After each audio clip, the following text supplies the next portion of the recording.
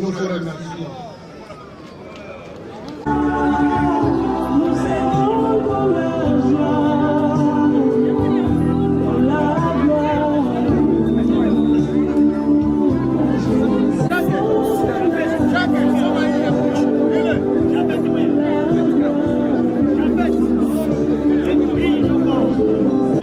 Voilà donc, très chers téléspectateurs, nous étions ensemble depuis cela 3 heures en train de suivre en direct sur Kivu Morning Post les cérémonies relatives à l'inhumation de nos compatriotes qui sont tombés sous les bombes des terroristes du M23. Derrière moi, c'est ce cimetière qu'on appelle Génocoste qui désormais recevra toutes les victimes de massacres, toutes les victimes des atrocités des terroristes du M23. D'ailleurs, je vais en profiter pour poser certaines questions.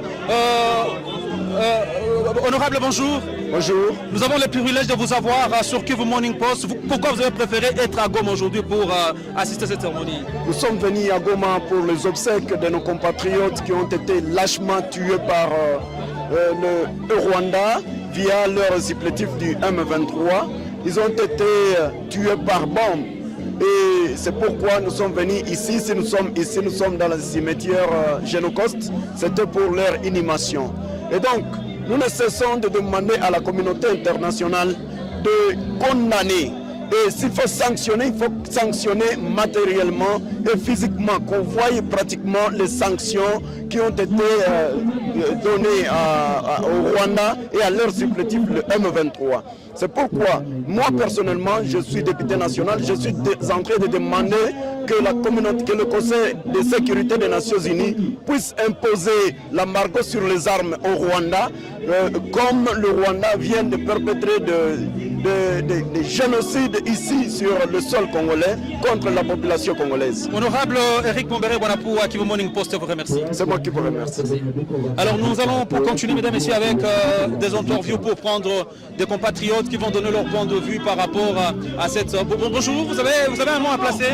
Oui, vous avez un mot à placer. Oui. Nous sommes ici à Kibumba, à Kibati, précisément, pour enterrer nos frères. Nous sommes indignés et nous disons que ça cesse et que ça arrive à la fin. Vous demandez quoi à la communauté internationale? Bon, nous demandons à la communauté internationale d'interdire au Rwanda de nous agresser tous les jours. On a marre. Merci. Merci aussi. Alors nous allons prendre également Placide Zilamba qui est l'un des grands acteurs de la société civile au nord Kivu. Placide Zilamba, bonjour. Bonjour. Nous avons le privilège de vous avoir. Quelle symbolise cette cérémonie vous en tant qu'acteur de la société civile? Bon, cette cérémonie symbolise la nouvelle écriture de l'histoire des massacres au nord Kivu.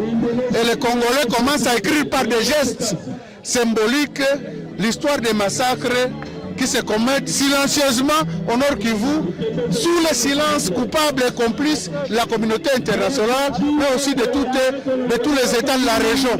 C'est pourquoi aujourd'hui, les Congolais ont décidé de dire on va le faire aussi par des gestes qui parlent, mais des gestes simples et des gestes qui vont aussi convaincre ceux-là qui croient que les gens ne meurent pas au Congo. Merci beaucoup. Bonjour. Bonjour. Quel vous plaît de vous présenter?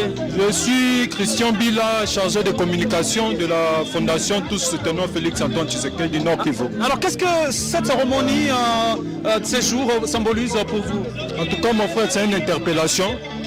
C'est une interpellation, c'est très déplorable ce que nous sommes en train de vivre ici au Congo.